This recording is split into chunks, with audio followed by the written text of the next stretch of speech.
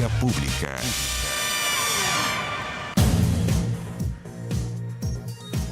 ¿Cómo están ustedes? Bienvenidos a Vía Pública. El Tribunal Constitucional del Perú ordenó la liberación inmediata del expresidente Alberto Fujimori. La decisión llegó luego que el Tribunal Constitucional considerara que la Corte Interamericana de Derechos Humanos no cuenta con la competencia para ordenar a un Estado que no ejecute la sentencia de un tribunal nacional. Esto es un lío, entre comillas, político, judicial, de una contienda que viene ya hace un par de semanas, porque en Perú se había determinado por parte del Tribunal Constitucional que se le diera libertad a Fujimori, que tiene ya una avanzada edad. Entonces, bueno, ahora ya definitivamente determina que se libere y de inmediato. El fallo a favor de la excarcelación de Fujimori se dio pese a la existencia de la resolución de supervisión de esta Corte Internacional, que ordena al Estado peruano a no aplicar ese indulto que otorgó el expresidente Pedro Pablo Kuczynski en su momento. Esto fue en diciembre del 2018. Desde 2007 que Fujimori ha sido juzgado por graves y masivas violaciones a los derechos humanos durante su gobierno entre los años 90 y 2000. Partió como un presidente democrático, dio un autogolpe, lo recuerda usted, bueno, y siguió con una dictadura.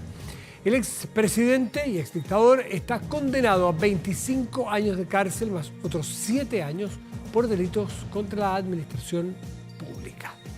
Vamos a la mesa de conversación.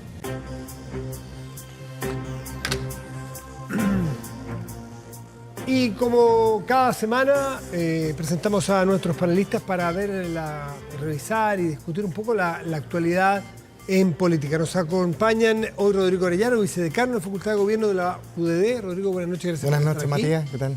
Y Nerea Palma, que es académica de la Escuela de Ciencias Políticas de la Universidad Diego Portales UDP. Nerea, gracias por estar aquí. Muy buenas noches. Encantada como siempre. Buenas noches.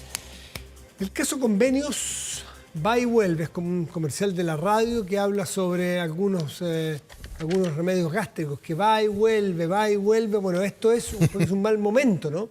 Es un mal momento porque se supera, desaparece y vuelve con nuevos antecedentes. Tiene que ver con que tampoco ha avanzado tanto, o sea, en el ámbito político, una cosa en la Cámara de Diputados y otra es en Fiscalía, el Ministerio Público y la justicia tradicional. Y ahí todavía falta, da la impresión, mucha agua que corre abajo el puente. Pero las declaraciones, algunos dicen amenazas, de Carlos Contreras, ex seremi de Antofagasta, que insiste en que él comunicó a principios de junio a la presidencia sobre el lío de los convenios en Antofagasta. Ahora, lo ha dicho, no ha dado pruebas, pero amenazan que las va a dar. ¿Cuánto afecta, Nerea, al funcionamiento del gobierno, sobre todo a una semana y media del plebiscito? Empezamos a hablar del caso Convenio hace varios meses, no solamente en junio este programa. 14, si no me equivoco. Timeline de Antofagasta nos dio el campanazo con esa noticia. Exactamente, ya hace más o menos 6 meses empezamos a hablar no solamente en esta mesa de conversación, sino que también en otros espacios de discusión política, y todavía le está saliendo mucho costo al gobierno, específicamente en este caso para el plebiscito de... ¿Le afecta? Sí, a mí me parece que de manera muy importante. ¿En qué sentido? En el sentido en que estamos hablando de un proceso constitucional que ni más ni menos tiene consecuencias importantes para el devenir institucional de un país, como es la institución más importante de un país como la Constitución Política. Entonces, desde el punto de vista de credibilidad de cualquiera de los dos bandos, en este caso sabemos que el gobierno está por la opción en contra, como ya firmaron, digamos, sus partidos. Exactamente. Parte de la credibilidad importante de la estabilidad institucional se juega, por ejemplo, en temáticas de corrupción. Sabemos que, por ejemplo, para la opinión pública, las temáticas de corrupción, sobre todo desde el estallido de los casos Penta y, para qué decir, Cabal en adelante, es tremendamente relevante. Desde ahí en adelante. Pero si es que le agregamos además la construcción, la base institucional de un país que habrá que construir el siguiente año o no, veremos si es que eso ocurre en diciembre, se juega su credibilidad del gobierno en que las instituciones funcionen en castigar a quienes tienen que ser castigados, eso desde el lado jurídico, pero también en esta mesa de discusión hemos hablado de responsabilidades políticas, por ejemplo, del ministro Montes, que pareciera ser que no va a tener repercusión, al menos en su cargo. Hasta aquí, claro. Sí. Con un elemento quizás adicional, Matías, yo creo que desde que surgió el caso Convenio, explotó con este caso, que era en ese minuto aislado en Antofagasta, después vimos que era como una bomba de racimo, que estaba esparcido en distintos sectores del país. Son 8 regiones hasta aquí relacionadas al Ministerio de Vivienda, sí, y hay otros que relacionados a las gobernaciones. Exacto, que al final es el mismo modelo, pero al final no solamente fue el caso. Y hoy efectivamente, además de lo que señala Nerea, está aterrizando en la moneda. O sea, hoy justamente está bien en tela de juicio el jefe de asesores del presidente de la República, no solamente primero por su gestión, por no tener la capacidad como de resguardar la imagen presidencial y además negarse en varias oportunidades de concurrir a la comisión investigadora de la Cámara de Diputados. Pero hoy además ha explotado un conflicto con una de las personas involucradas en que eventualmente podría estar implicado, y eso sin duda afecta la imagen del gobierno, la credibilidad a una semana y media del plebiscito, cuando Chile Vamos, la opción a favor, ha tratado de mover la aguja y tratar de que este además sea no solamente un plebiscito del texto, sino que también de la gestión y de la imagen del gobierno. Por tanto, sin duda que puede de alguna otra forma afectar un poco el resultado que tengamos el 17 de diciembre. A propósito del resultado del 17 de diciembre, se sabe que está prohibido ya por la veda dar a conocer encuestas, sin embargo, llegan encuestas de manera privada, las mismas encuestadoras de manera privada se encargan de darnos a conocer. Y no parecen moverse las encuestas, no tienen una progresión como la venían teniendo en las últimas semanas, parece que se estacionan y sigue estando según, bueno, no sé si se puede decir, prefiero callar, para no meter las patas. Sí, pero no ha habido grandes cambios ni continúa una tendencia que en un momento parecía haber. ¿Ustedes creen que logra cambiar de aquí? ¿Dónde puede estar la clave para entender lo que va a pasar o adelantarse lo que va a pasar? A mí me parece que hay dos claves bastante importantes. Primero, el voto obligatorio. Eso como primer elemento que no podemos desconocer. ¿Y cómo hay que leerlo eso? ¿En función de qué? ¿De la incertidumbre o del desconocimiento que tenemos de un bolsón enorme de votos? Sí, principalmente hacia allá apuntaba. Desde aquel punto de vista que en general en la literatura de la ciencia política, en la investigación empírica de la ciencia política, en realidad también desde la sociología política, en general sabemos bastante bien quiénes votan cuando el voto es voluntario. En general está súper asociado con educación, está súper asociado con nivel socioeconómico. Eso lo sabemos en general bastante bien. Ahora, no sabemos exactamente qué votan exactamente las personas que no votaban y que ahora las estás obligando a votar. Eso es lo que nosotros no sabemos. Entonces, por ejemplo, uno de los grandes errores, me parece a mí, del proceso constitucional anterior fue haber hecho el plebiscito de entrada con voto voluntario y el de salida con voto obligatorio, porque el universo de personas es muy diferente. Entonces, o tendrían que haber sido los dos con voto voluntario o con los dos con voto obligatorio, en el fondo para apuntar al mismo universo de personas. Entonces, desde ese punto de vista, me parece a mí que en general vamos a estar hablando de una elección que va a ser bastante difícil de predecir, sobre todo porque metodológicamente las encuestas que hemos conocido durante todo este tiempo, salvo una en específica que es cara a cara, son en general encuestas que tienen mucha dificultad para tener un porcentaje de respuesta sobre el 10%, o sea, del 100% de las personas que tú llamas o que tú le escribes para que te respondan la encuesta, más o menos el 6% de las personas te está respondiendo esa encuesta. Y eso hace muy difícil poder predecir de alguna u otra manera el resultado de la elección. Pero eso pasa siempre con los votos obligatorios. Nosotros nos tenemos que acostumbrar, si es que no cambiamos. ¿No? Sí, dos elementos adicionales a lo que señala Nerea. Nos cambiaron las reglas del juego el 4 de septiembre y nos incorporaron otra vez después de varios años el voto obligatorio. Y a quienes nos gusta el tema de la encuesta, hay que empezar a acomodarse a poder interpretar al votante obligado. El votante obligado marca diferencia con el votante tradicional. Y las encuestas, Matías, hay, yo diría que dos elementos que todavía no pueden predecir. Uno, o al menos en este caso, uno es la gran cantidad que reflejan todas las encuestas que hay de indecisos. Más del 15% del padrón dice que todavía no define su voto. Y eso puede definir una elección en las metros finales. Y lo segundo, que hay un factor bien relevante del voto rural también, que las encuestas no te lo pueden percibir, que equivale al 8% del padrón total. Si recordamos las encuestas del 4 de septiembre, o las previas al 4 de septiembre, todas daban un triunfo relativamente razonable de la opción rechazo, 55, 52, pero nadie anticipó la magnitud del triunfo en torno al 62% que finalmente el que fue. Entonces, esa diferencia entre lo que se predijo y lo que finalmente resultó, sumada a la incertidumbre, todavía hace que esta elección tenga elementos líquidos. Ustedes que conocen más a los encuestadores, algunos de ustedes trabajarán en sus centros de estudio, en sus universidades con encuestas, más familiarmente. Ya, la primera vez te creo. Mira, nos pillaron de sorpresa, nadie dimensionó. Pero ¿no hay posibilidad de aprender de eso o son demasiado distintas las preguntas, los contextos?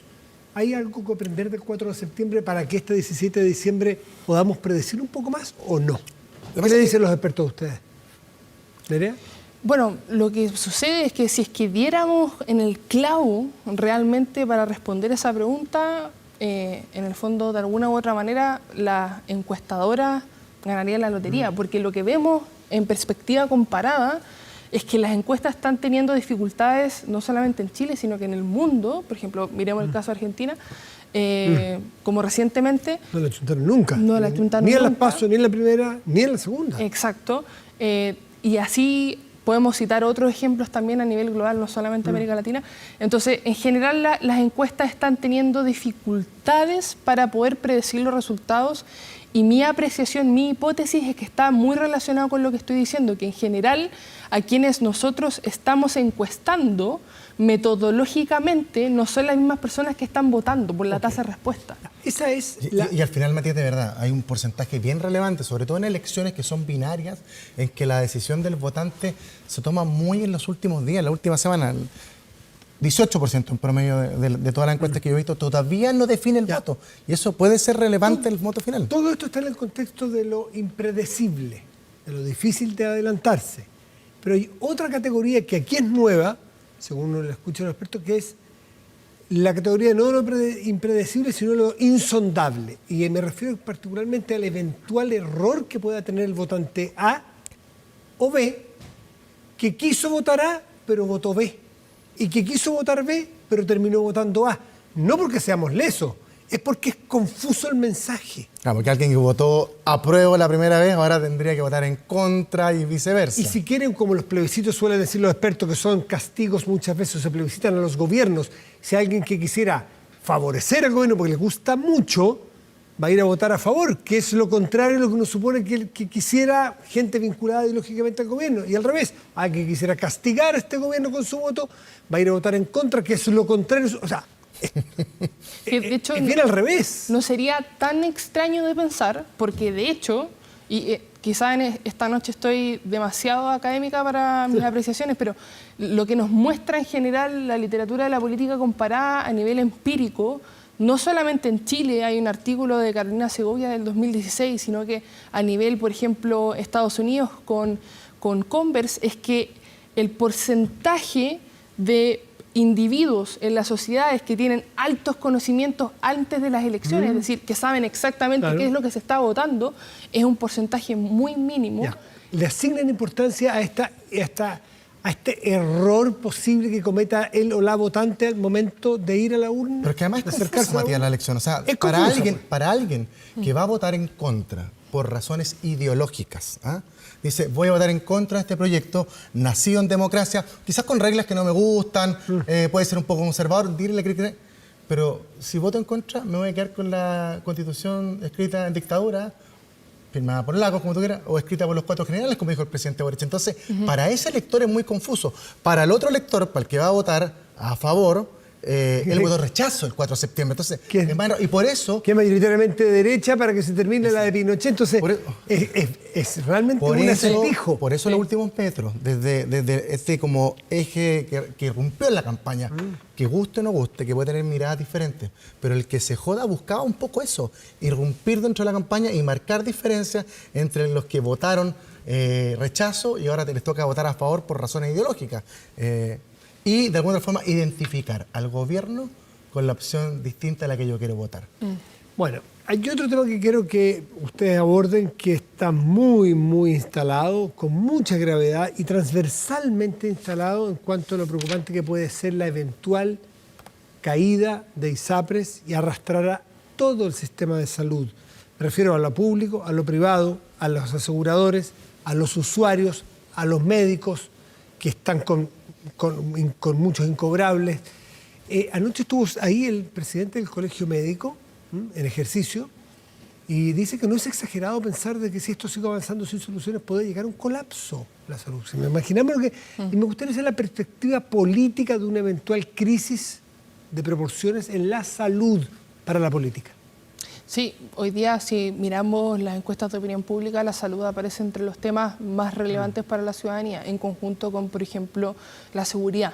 Entonces estamos hablando de una temática tremendamente relevante. O sea, estoy diciendo que no solamente implica, que es lo más importante, el posible colapso de, por ejemplo, montones de personas que se están atendiendo hoy día en el sistema de salud privado, que además muchísimas de ellas son de FONASA, pero que además... Déjame darte el dato. Sí. 53% de las personas que se atienden en el sector privado de salud vienen de FONASA y el 47% del sector vienen de las ISAPRES. Exacto, para que mencionemos lo que significaría si es que llega a colapsar, eso como primer elemento. Y como segundo elemento, o sea, es algo tan relevante para la ciudadanía que también moviliza a muchos electores, si lo queremos llevar de vuelta a la arena política, sobre todo a la arena electoral. ¿Y en qué encrucijada se ve el gobierno? La encrucijada del gobierno actualmente es la siguiente. Estamos ante un sistema que el gobierno sabemos que no comulga en general, sobre todo el Frente Amplio con el Partido Comunista, no podemos decir lo mismo de, en general, socialismo democrático, en general. Que se ven ante este conflicto de salvarlo o no salvarlo. Si es que lo salvan, entre comillas, salvan las ISAPRES, obviamente que tiene un costo con ese 30% que todavía respalda al presidente de la República, de que su sector, uno piensa que se lo van a seguir apoyando, pero también lo van a tildar de, bueno, salvaste a las ISAPRES al menos por unos años más, pero por otro lado, si es que no lo llegan a salvar, tenemos por lo menos un sector muy, muy afectado de la población y el colapso, que es un efecto dominó del sistema de salud. Hay 500.000 personas que están, decía el presidente del Colegio Médico anoche, que están en tratamientos y que si se produce un colapso son 500.000 personas que a lo mejor están en tratamientos por cáncer, por diabetes, en fin. Y esas personas no tienen ni color político, ni son del Frente Amplio, ni del Partido Republicano. O tienen abuelitas o abuelitos o primos que están en un tratamiento complejo y les da igual si son de este gobierno o del pasado. Entonces, ese fenómeno político que puede pasar por sobre los partidos y las coaliciones, si se transforma en ciudadano. Algo la ministra Aguilera señaló, yo creo muy acertadamente el fin de semana en la tercera, creo que habló de Mercurio. que... El Mercurio fue de que hasta el final del día es un tema ideológico. Aquí hay una mirada distinta, hay dos almas del gobierno, tú bien lo acabas de señalar, Nerea, un grupo que no quiere que subsistan la ISAPRE y vio una oportunidad con un fallo. Podemos comentar el fallo, que también parece que fue medio insólito, que un fallo general de una política pública no se condice con los fallos que debe tener un tribunal en un país, pero bueno, y aprovechó esta ocasión y impulsó una inicial caída, pero finalmente se transforma en una bola de nieve, como dice Matías. Lo mismo que pasó con los retiros de pensiones, lo mismo que pasó con los temas de la ley de seguridad. Y hoy tenemos un presidente de la República haciendo eco de las palabras del presidente del Colegio Médico anoche, que señalaba que el gobierno tiene que, algo así como, no queremos un colapso. Por lo tanto, ahora tiene una disyuntiva del gobierno, cómo hacerse cargo del propio boomerang, de esta demonización de todo lo que era privado, para solucionar un tema que es de carácter, bueno, político-técnico. Cosa insólita, se formó una comisión con expertos médicos, economistas de distintos sectores y al parecer el segundo piso del gobierno no le hace caso. Entonces, cuando la opinión de los expertos de tu sector, del otro, te dicen que la dirección tiene que ir para allá para salvar el sistema público de salud y privado de salud y no le hace caso, entonces yo creo que el presidente tiene que solucionar esa doble lógica que tiene su gobierno en este tema. Quiere evitar un colapso, tiene que tomar medidas relevantes para... ¿Un colapso en materia de salud puede arrastrar a un gobierno a una crisis política, no sanitaria, política grande de proporciones, por los que salud y seguridad son temas que le tocan a la gente en su entorno inmediato, sino a las personas a sí mismas. Puede ser peligroso políticamente una crisis de salud, ¿no? En la salud. De todas maneras, o sea, si es que el gobierno pensamos que al menos tiene abierta, en términos de flancos que los pueden venir a criticar, dos grandes, digamos, puertas importantes. Primero, caso convenio, temática corrupción, que el mismo presidente de la República lo dijo, corrupción. Y por otro lado, tenemos al menos la temática seguridad, que, entre comillas, va y viene con mayor y menor fuerza en ciertos periodos. Perdón, déjame agregarle crecimiento, que el presidente de la República ayer dijo que era la prioridad de este gobierno, porque el crecimiento está estancado. Entonces, seguridad, corrupción amplia, crecimiento o falta de crecimiento.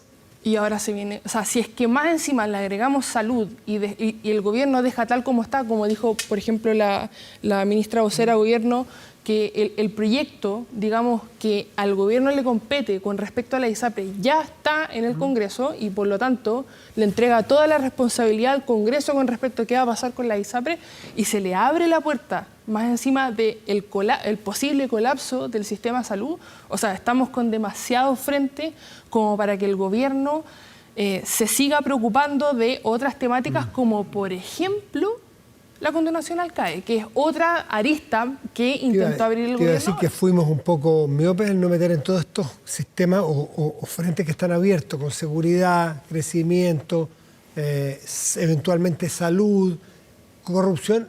La crisis en educación con lo que pasó en Atacama, que sigue resonando con estos SLEP que están parados porque no sabemos qué vamos a hacer con la desmunicipalización.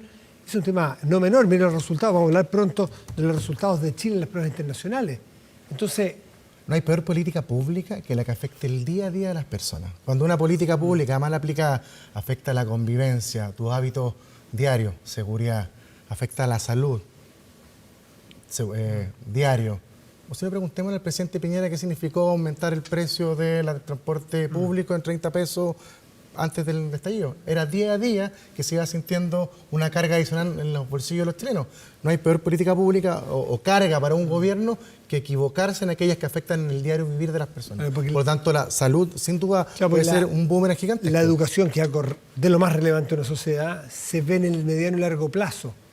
La salud, una eventual crisis, se ve cuando alguien va a un hospital y rebota con un dolor y no lo atienden. Es distinto a qué me va a pasar en 5 años más si no leo bien. Exacto. Que es gravísimo, pero no se palpa hoy a las 2 de la tarde. Si yo llevo a mi abuelita a las 2 de la tarde y rebota en un consultorio, se nota hoy y el problema tengo que solucionarlo hoy y ahora. Imagínate que se llega a morir alguien porque no tuvo horario, porque la ISAPRE la rechazó, porque no tuvo cobertura, porque el médico no pudo seguir trabajando. Eso es una carga que un gobierno tiene que evitar a toda costa. Sí, yo quería hacer una acotación en ese sentido, bien cortita, que es que evidentemente que, por ejemplo, los problemas que se vienen arrastrando en salud y en educación, sabemos que no vienen de este gobierno únicamente. El problema es que si es que nosotros seguimos diciendo, no, pero es que esto viene de 20 años, de 30 años, y seguimos insistiendo en que es que el gobierno anterior, es que el gobierno anterior al anterior, en realidad no vamos a solucionar nada. Entonces, a mí me parece que es verdad que esto es una temática muy difícil, que muy probablemente el gobierno actual no tenga la totalidad de las soluciones, como tampoco lo va a tener seguramente el gobierno que venga más adelante, pero sí que es necesario al menos una acción que no solamente libere el corto plazo, sino que al menos el mediano plazo. O sea, que empecemos a pensar al menos en el mediano plazo, por lo menos alguna vez en estas temáticas que son centrales. Rodrigo Arellano Nerea Palma de la UDD y de la UDP, les agradezco mucho como siempre esta noche haber estado con nosotros. Que esté muy bien. Muchas gracias. Y protéjase de la delincuencia con Tepillé, vigilancia en tiempo real de cámaras de seguridad con audio disuasivo para su empresa Alarmas Tepillé, con cámaras conectadas a su smartphone y botón de emergencia móvil para su hogar. No sea usted la próxima víctima y contrátelos en tepillé.cl. Hacemos una pausa y volvemos. Espérenos.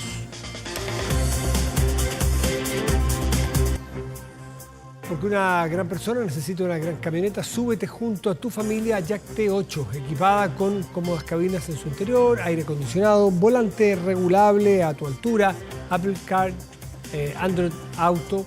Descubre este modelo en jackauto.cl. Con Jack T8 estás para grandes cosas. Y se ha dado a conocer el resultado de la prueba PISA, que es una prueba estandarizada internacional que mide a muchos países y sus aprendizajes, cómo se avanzan los aprendizajes. Esta es una prueba que se toma cada 2 años. Esta es la del 2022, comparable con la anterior y otras. Y Chile presenta un retroceso, pero si uno lo compara con otros países de la región, menos.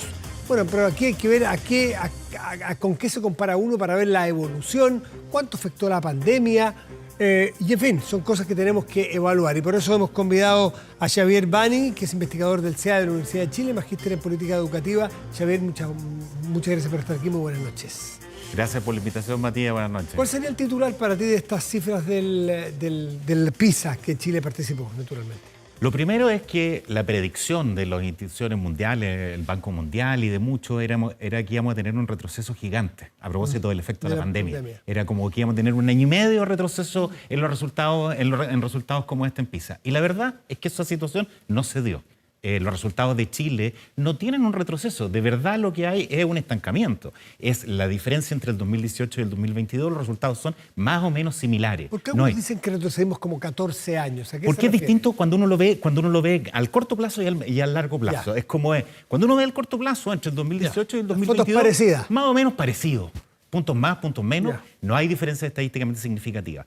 Lo que sí es que veníamos en un sistema escolar donde teníamos resultados bajos. Esto que tú decías, ¿con quién nos comparamos? Seguimos estando, yo diría, la parte del vaso media llena, siendo los primeros en Latinoamérica. Eso tenemos los mejores resultados. Pero seguimos estando muy bajo los promedios de la OECD. Y tenemos una situación, particularmente en matemática, donde de verdad los resultados son inaceptables para un país como Chile. Y efectivamente los resultados en matemática habían tenido una alza a mediados de la década pasada, pero volvieron a retroceder. Y eso significa que, pero no ahora en esta medición, sino en las anteriores mediciones habían estado retrocediendo. Entonces tenemos más o menos los mismos resultados del 2006 en el caso de matemática.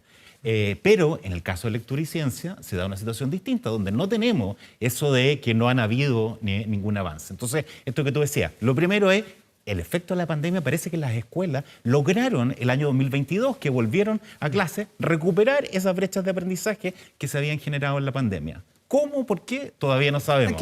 ¿A niños y niñas de qué curso se le toma esta PISA? PISA se toma cada 3 años, no cada 2 años. ¿No era el 2018-2022? Claro, pero 2018-2022 son 4 años, porque la prueba se iba a tomar el 2021. Las matemáticas, igual que los chilenos, no es como...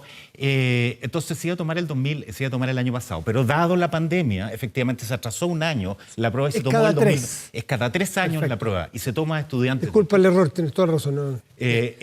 Y se toma cada 3 años, se toma estudiantes de 15 años, que más o menos la gran mayoría está en segundo medio, debiera estar en segundo medio. Pero también hay estudiantes que están en primero medio, que están en tercero medio, pero porque es por edad, no es efectivamente por un curso. Entonces, a ver si es que se le toman los de 15 años.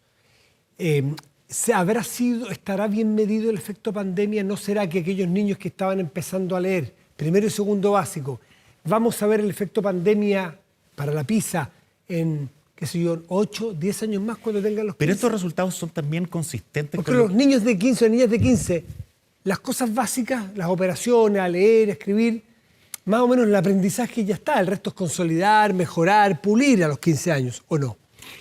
Pero recuerda que estos resultados son consistentes con lo que tuvimos hace un par de meses con el CIMSE, donde también lo que observamos es que a nivel de cuarto básico no hubo un descalabro como se pensaba. Efectivamente hubo un retroceso en matemáticas, pero en lectura, efectivamente en cuarto básico, el resultado no tuvieron grandes diferencias entre la evaluación pre-pandemia y la evaluación del año pasado. Entonces, y lo segundo, que es bien interesante y es una cosa que vamos a tener que investigar, es que esto es lo que pasó en Chile, porque en el mundo, efectivamente, los países de la OECD bajaron en promedio en matemáticas 14 puntos. Y nosotros no bajamos. No bajamos, claro. Es como, y hay países como Alemania, por ejemplo, que bajaron 25 puntos entre la medición del 2018 y el 2022. Entonces, es algo que vamos a tener que efectivamente investigar, porque hoy día acaban de salir resultados y todavía las interpretaciones son iniciales respecto de cómo explicamos efectivamente lo que ha sucedido. ¿Y cómo podríamos evaluar la cantidad de reformas que venimos discutiendo y haciendo en Chile?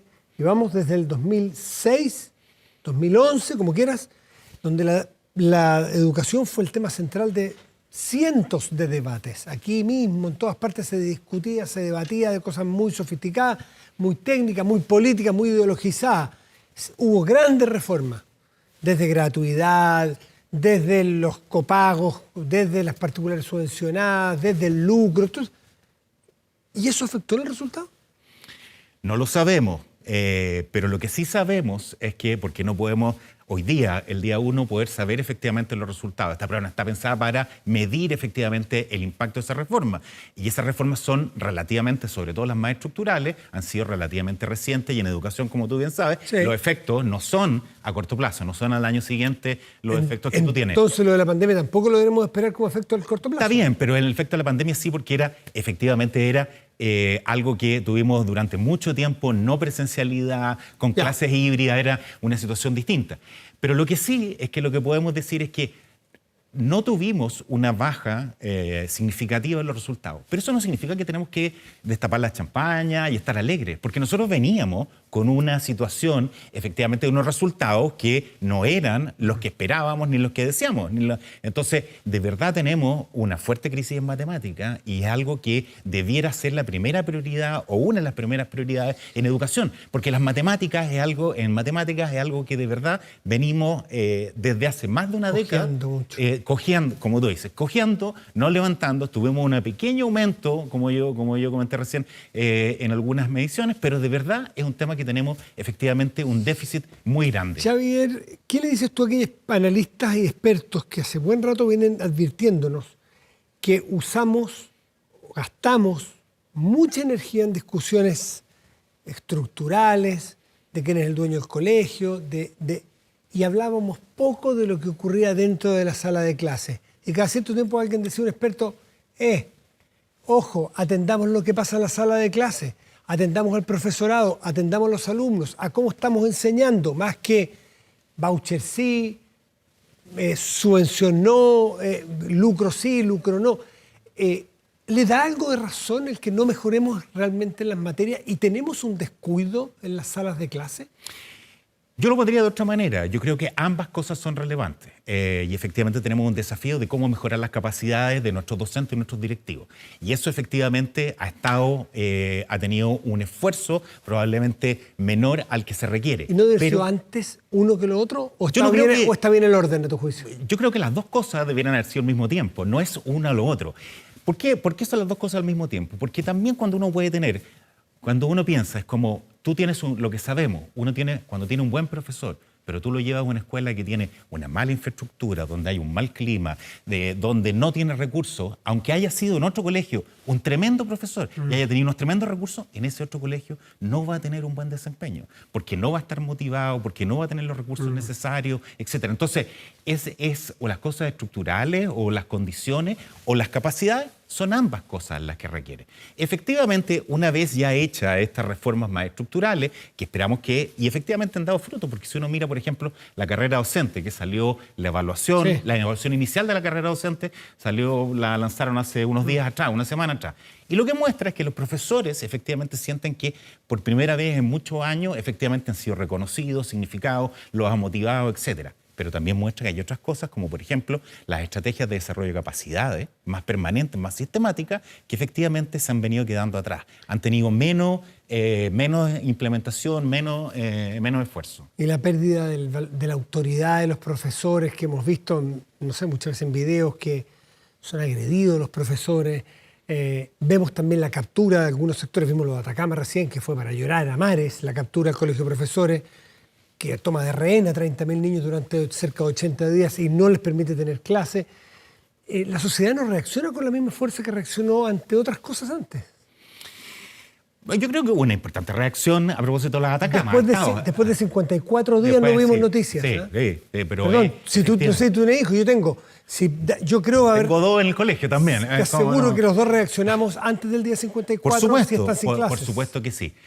Yo creo que efectivamente lo que hay es como que hay una cosa súper importante, es como las reformas se requieren grandes reformas y se requerían grandes reformas estructurales.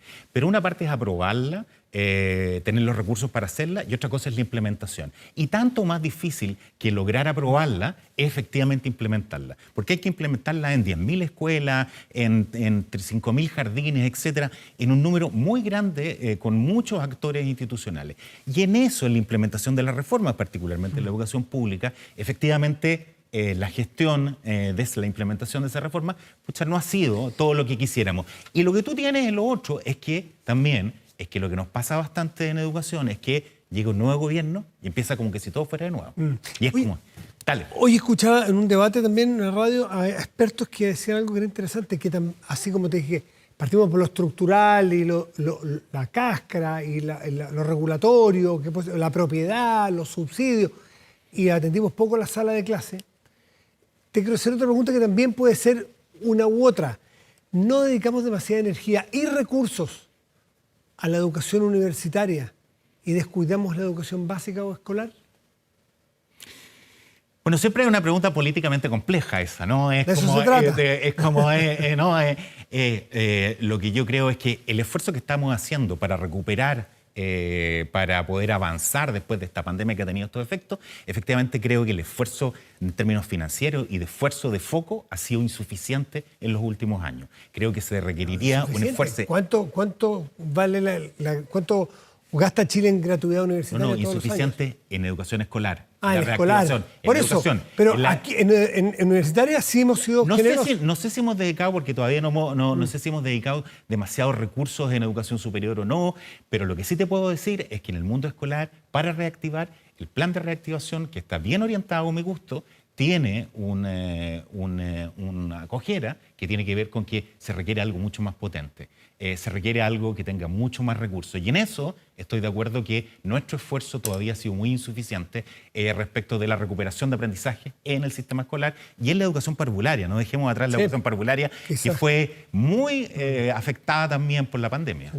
Xavier Bani, investigador del CIAD de la Universidad de Chile, magíster en política educativa. Gracias por estar aquí esta noche, Xavier. Muchas gracias por la invitación.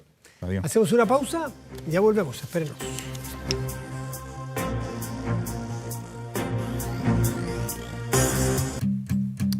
De vuelta en Vía Pública, revisamos en nuestra pantalla, en nuestro portal de contenidos SINoticias24horas.cl, que en este momento destaca desde el jueves anoche, algo adelantamos, ¿se acuerda? Emiten aviso por altas temperaturas para 5 regiones del país. Ya vamos a ver el pronóstico. El evento de calor comenzará a la tarde del jueves 7, previo al feriado, y se extenderá hasta la tarde del viernes 8 de diciembre, que es feriado a nivel nacional. Detalles, 24horas.cl. Y ahora revisamos el pronóstico del tiempo para esta ciudad, para Santiago. Mire. Puros 30. Ayer había un 34. Alto, preocupante, pero solitario. Hoy día tenemos hasta el domingo sol parejo, máximas 32, 31, 32, 34, 32. A eso nos referimos con estas olas de calor. Un día como hoy, en el año 2011, el segundo trabajo de larga duración de Adele, 21, fue nombrado el álbum más vendido en Gran Bretaña en el siglo XXI, superando el título que tenía anteriormente y ostentaba Amy Winehouse con Back to Black. El disco, que estuvo 45 semanas en el tope de las listas del Reino Unido, obtuvo un éxito instantáneo. Fíjese que en 2012 ganó un Grammy por álbum del año y álbum británico del año en los Brit. 21 de Adele resultó elogiado por su producción y la inigualable voz de su protagonista, de Adele, que superó las expectativas comerciales y encabezó listas en más de 30 países, convirtiéndose en lo más vendido del año 2011 y 12. En el Reino Unido logró ser el álbum más vendido del siglo XXI y el segundo más vendido de todos los tiempos. ¿Qué dice usted? Adele, inconfundible con su voz. Con ella nos despedimos de Vía Pública hoy. Que tengan muy buenas noches y gracias por venir.